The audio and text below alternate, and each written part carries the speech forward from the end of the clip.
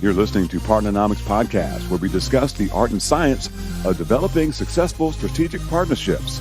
To learn more about the suite of Partnernomics solutions, visit partnernomics.com.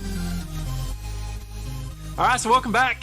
Today we are joined by Mr. Greg Unruh. Mr. Greg and I, man, we've been at this a while, doing a lot of collaborations together. So it's always entertaining and always exciting to have a chance to catch up with Greg.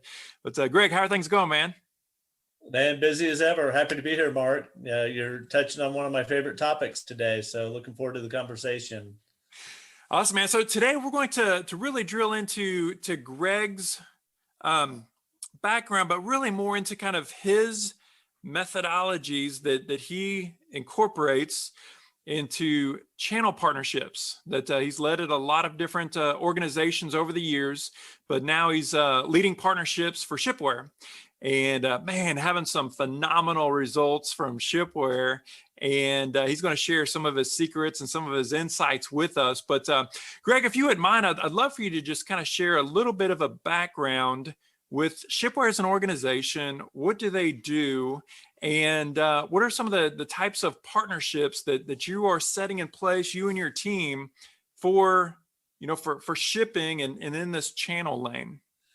Yeah, so Shipware is a technology and consulting company that's purely focused on cost reduction with a client's annual shipping spend, whether that be parcel, think of FedEx, UPS predominantly, or LTL, truckload, or other modes. But we're all about cost reduction and savings. And in fact, that is our revenue model. We are based, we pay ourselves out a small percentage of the savings we achieve. So we're very low risk, really no risk to a client. They don't have to change any operational changes or considerations. We just simply allow them to do what they do every day, but just pay less. And that's by us coming in from the consulting side. We've got revenue management and pricing analysts that used to work for the carriers, now work on our side of the fence on behalf of our clients. But then we have a benchmarking data lake that allows us to benchmark a company's carrier agreement to show them kind of where they rank or score with similar shipping profiles. And with that, we typically find about 21.5% savings is our historical average against that annual spend. So at a very high level, that is what we're focused on. We achieve that in a number of different ways. I won't get into all the details of the product and solution, but just the other half of your question, the type of partners that I'm working with, predominantly referral partners, but to different grades of referral partner. I have all the way to the individual consultant that has a book of business to very, very large companies and organizations that a lot of technology companies I work with. And we can talk more about what that engagement looks like. At the end of the day, it's referrals back to us. And oftentimes they fill gaps in our core offering, and we have reciprocal terms that we go back to them. So it's a very sticky and tight relationship with the partners, and definitely not the number of partners, but the right partners. We had, when I came aboard Shipware, I had to, kind of sunset quite a few partners that were suffocating, taking the air out of the room of some others that were ready to thrive. And that's kind of where we are today. Awesome. So from a customer's perspective, pretty much any organization that ships these small parcels, relatively small parcels across the country, they're a solid client. And from a partner perspective, those other organizations that are out there who have access or have a network of different clients or folks that they work with who then ship, sounds like they could potentially be a solid partner for you. Yeah, absolutely. A lot of my partners they don't ship. That's not their profile. They're a, IP-based organization, a technology or solution provider or services provider. However, they are selling their solutions and their products into companies that do ship significantly: e-commerce, retail, manufacturing. Those are the traditional ones we think of, but then healthcare and pharma and different areas.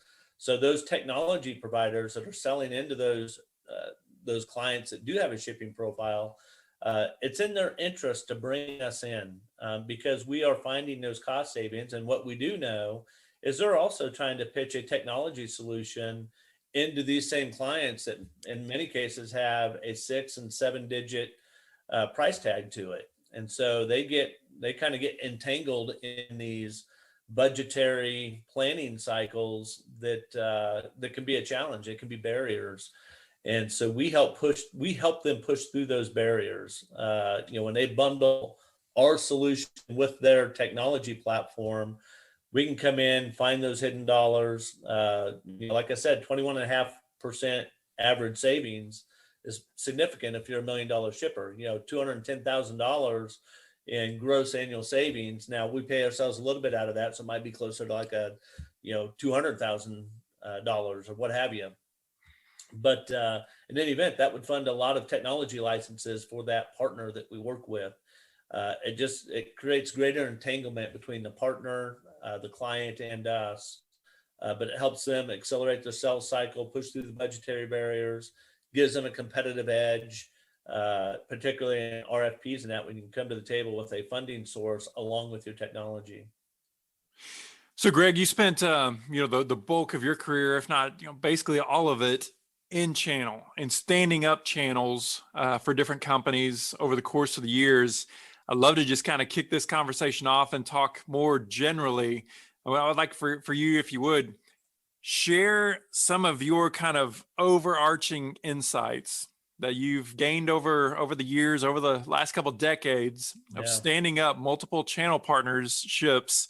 But what are some of those kind of core table stakes that channel managers need to evaluate or kind of get set in right from the outset, whether they're standing up a brand new program or taking over a program and trying to optimize it?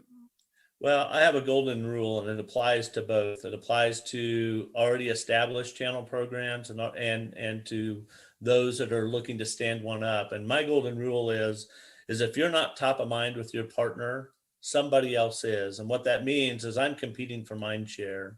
I know that the partners I have other partners, and we're all jockeying for that position, for that mind share, not just at the corporate level, but all the way down to the field level, rep to rep, if you will.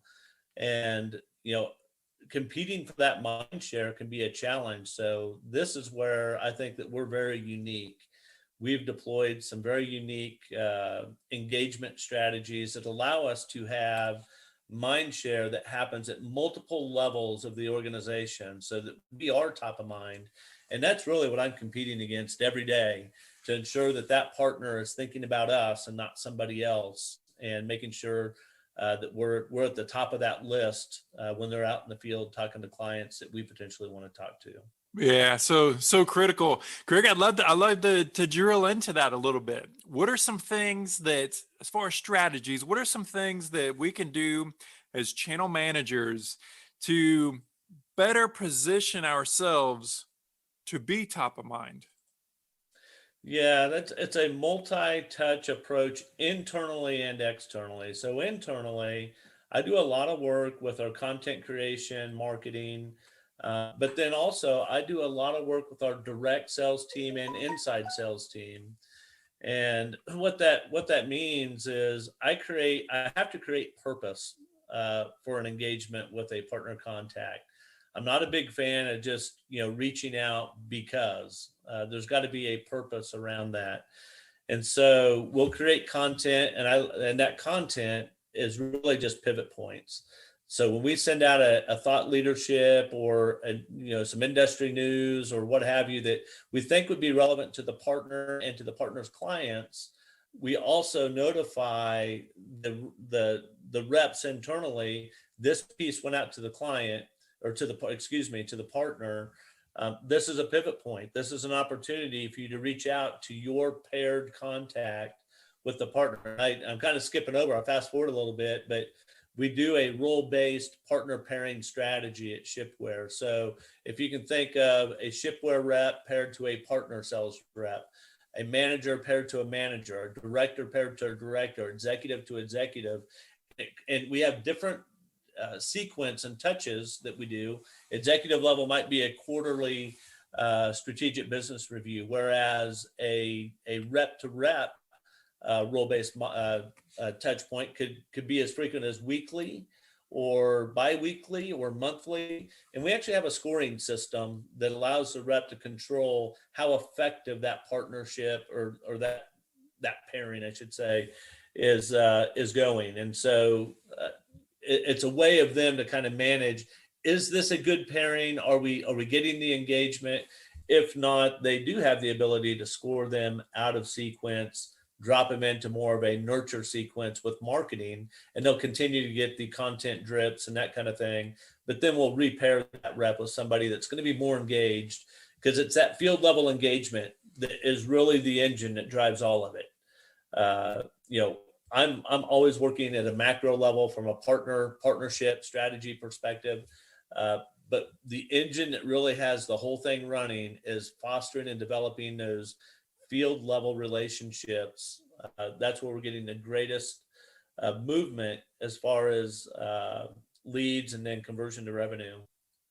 I love that approach. It's not about just getting a deal signed with an organization and hoping, I hear this word way too much, and just hoping that you get results out of it, but you actually connect across the two organizations at multiple levels, this opportunity to build relationships. And really, let's face it, it's about building accountability.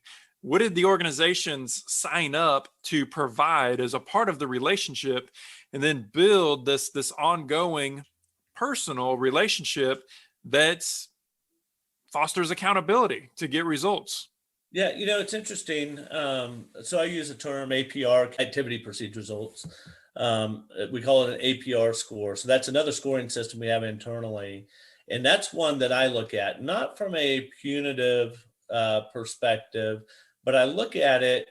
So when I kind of get into the metrics and the vital factors of things that I look at, I can look at a rep level, and although a rep doesn't report to me, they report to their sales leaders on that side of the organization. It's important to me to see what their level of activity is with their partner pairings on a daily basis. They have enough pairings that there should be daily touches across a series of partners that they're paired with or contacts.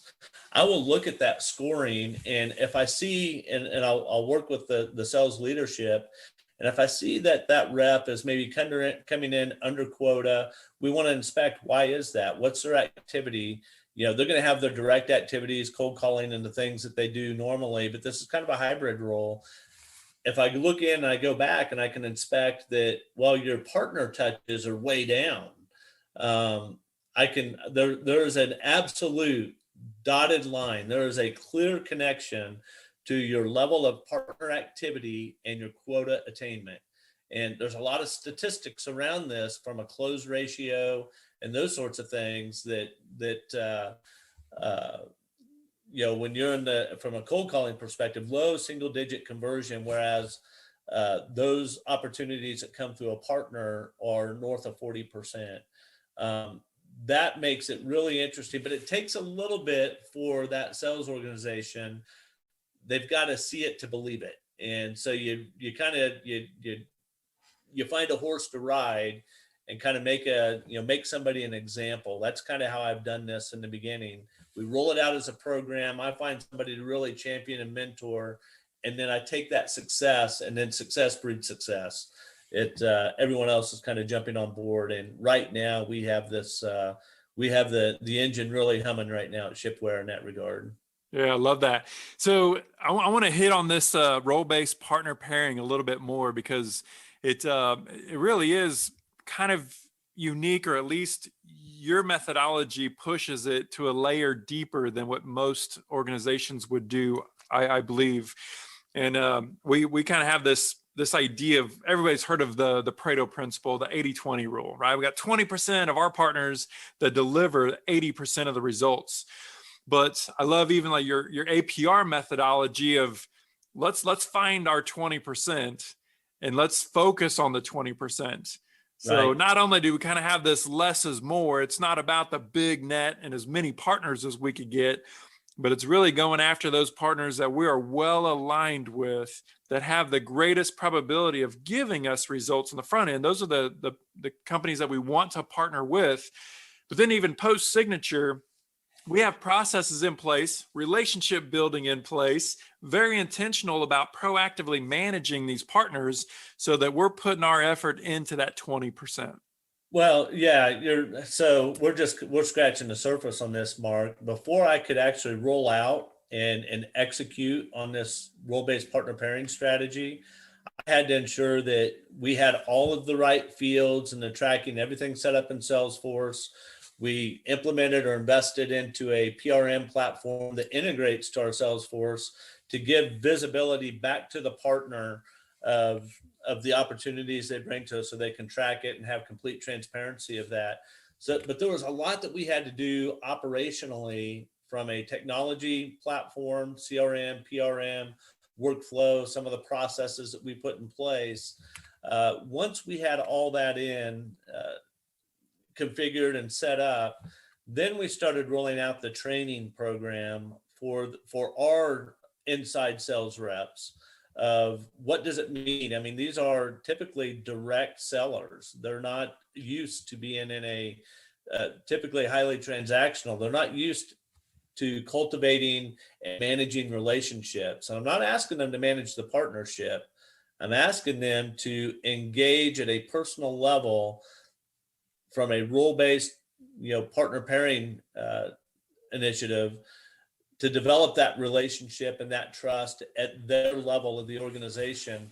And we do that at multiple levels.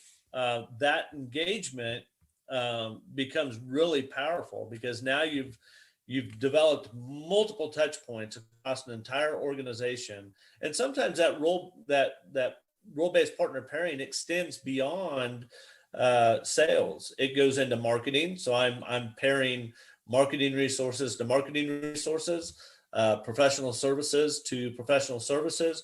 We're creating multiple touch points, multiple levels, but giving purpose to each one of those touch points. And part of that purpose is we proactively work with marketing and content creation. That we do a monthly newsletter. That's the easy part. That's planned and coordinated. But on top of that, we do a 90-day bi-weekly content cycle. And it's just dropping little nuggets of thought leadership that go out to all of those contacts, all those partner contacts. And although the content itself is meaningful and relevant, what it really is just a pivot point. It's a pivot point for that shipware contact to reach out to their paired partner contact and say, hey, I want to make sure you got this piece we just sent out. I thought it was really relevant to you and or your clients. Would love to chat with you about it or answer any questions you have. Oftentimes when you just get it's a conversation starter. Once you get that conversation started, oftentimes what happens is there is a pivot, particularly in sales. You start talking about deals or opportunities or what are you working on now? And that's where we're getting a nice swell of lead gen happening out of this type of engagement. But it's very planned, very strategic. Everything has purpose.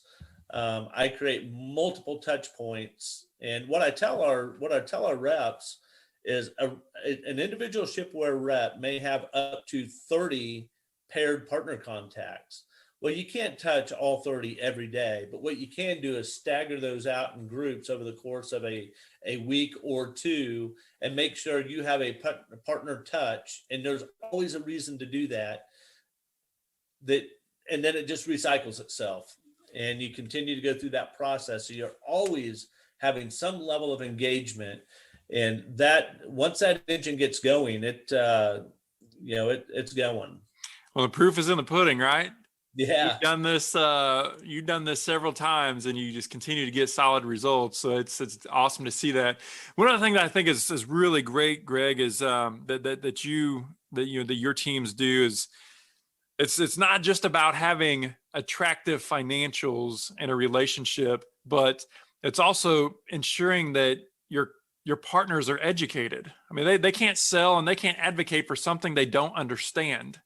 And it's something that I've really admired about the way that you set up programs, is to make sure that they're educated as well. So that's a great point, and the partner pairings are a part of that. So anytime we bring on a new partner, there's the training, and I don't want them to be experts on everything that Shipware does. That's not the point of training. The point of training is that they have a general broad awareness of what we do, and it's really quite simple.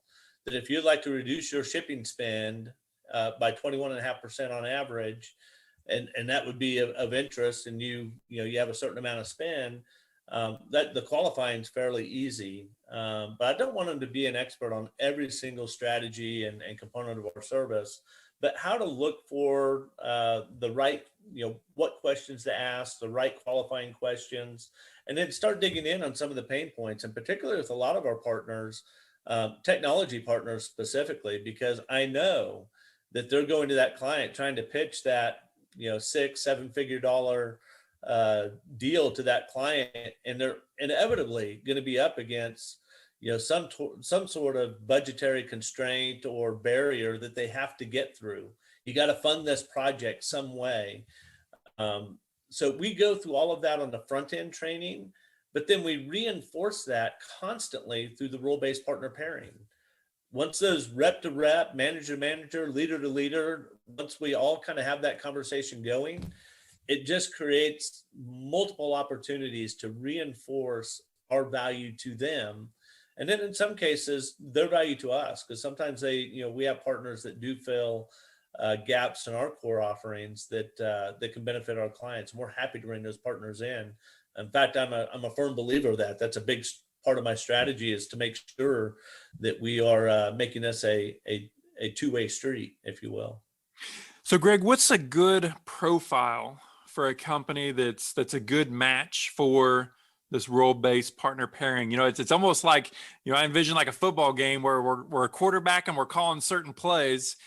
Where does the role-based partner pairing, where is that the right play call? Well, I think particularly newer companies that are trying to stand up a partner program or a channel, I think it can be both. I think it can be existing mature organizations, but I think probably the impact is greatest to a newer program that maybe has resource constraints. They have a partner program, they've invested a little bit into it, but when it comes to having enough resources to effectively support and manage that partnership, again, when you're competing, back to the golden rule, if you're not top of mind or someone else is, you may have put in the proper infrastructure and technology, but if you only have an individual or two that's managing a large ecosystem of partners, it's just not humanly possible to stay top of mind without leveraging some of these additional resources in an effective way. And it just creates the force multiplier, because there's multiple levels of engagement across various departments.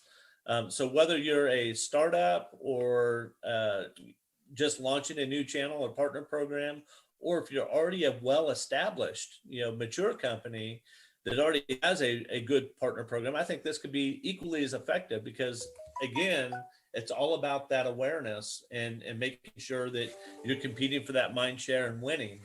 I've done it in both. I've worked with very, very large, billion-dollar company that has a very mature partner program. This is part of the strategy, but I think it's most effective, greatest impact with some of the smaller companies that maybe are under-resourced in many ways. This is a way to maximize the resources you have internally. So Greg, I know you and I are both big fans of kind of these must-have lists. And so I'd love for you to share, what are the must-haves for channel partnership success as people are standing up these programs or really looking to, I guess, kind of re-architect them to kind of get them re-kickstarted? What are the kind of the must-haves for success for channel programs? Yeah, without getting into a whole philosophical conversation, the must-have, as it is with any partner program, whether it be channel or anything else, is that you have that executive support and sponsorship. It is simply not going to work if you don't have that executive support and sponsorship to begin with. Sales leadership, I mean, everybody has to be on board. And sometimes in the partner development leader role, it can be a challenge because you're influencing all these other departments, but you really don't have authority over any of them. So getting that executive endorsement and sponsorship across all departments, because you will touch all departments at some point, is probably number one. That's key. You got to make sure the executives are on board with it.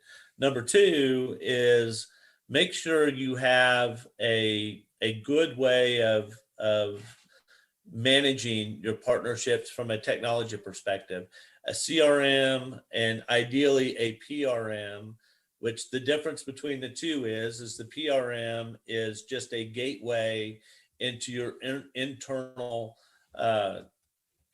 customer relationship system. But it's and how you manage your sales. It's just a gateway into that gives a filtered view out to the partners.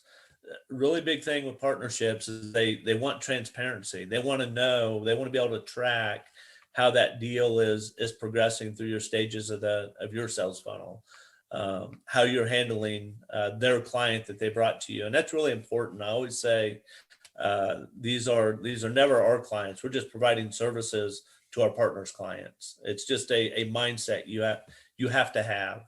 And then probably the third, I think, to be successful is, I'm such a firm believer, just because I've seen it so many times, I would absolutely roll out the role-based partner pairing strategy. And that's part of that executive sponsorship, that everybody understands it. You're going to play a role in this. Regardless of what your role is in the company, you are going to have a personal role in this partner strategy across the organization. So when you see that revenue and you see those leads come in, you know that you will have participated in that process in one form or another. Those are kind of my top three, I think. Yeah, and it's so interesting that I was just got off another conversation. We were talking about partnering as a culture. And a lot of organizations that have this direct approach from their, historically, they have this direct approach. Doing this partnering thing is a little weird. It's a little different, and it requires a culture shift. And one of those, the common pieces of that is, as we run our direct sales teams, that's very short run focused, very quota driven, very transactional. And it's about hurrying up and trying to get to that yes. But then understanding that on the partnering side, you're standing up systems and processes and working through being able to leverage that multiplier effect that you talk about. And those things, it's different. It takes time and it takes commitment. You've got to see it through. Yeah, in this particular role, I'm as much involved internally with our sales and marketing and development as I am really in almost an equal sense with the partners and the multiple partners that we might be involved with. I'm just as intimate and involved in the relevant sales, partner marketing, development initiatives, all the different things. So, it's a really unique position because you're working internally and externally, and you're really responsible on both sides. At the end of the day, we're looking for results. But you have to have a system, something you can execute on, something you can measure. I talk about vital factors. For me, I've got certain vital factors that are really important to me that I look at. The APR, the partner score, all of these are configurations we've established. We use Salesforce internally. And these are things I've set up in Salesforce that we have control and can measure on. But then I also look at revenue and conversion rates and all the different things. And it's compelling and it's crystal clear when you have the engine running and you can see the conversion rates and you can see the deal size comparative to a cold call or an unsolicited call. It's compelling and crystal clear how much of an impact this partner strategy can have on your long-term growth strategy of the company. It gives you the ability to leverage relationships, which is absolutely huge. And so it's an awesome accelerator. Mr. Greg, thank you so much for your time. It's awesome catching up with you, and awesome to get an update on the amazing success that you guys are having there at Shipware. Keep up the good work, buddy. Yeah, thanks, Mark. It's been a lot of fun, and I always appreciate having these conversations with you. So thank you for having me on today. Appreciate it. Partnernomics Podcast is brought to you by Partnernomics. Learn how to leverage the power of partnership. To listen to more episodes of Partnernomics Podcast, visit partnernomics.com.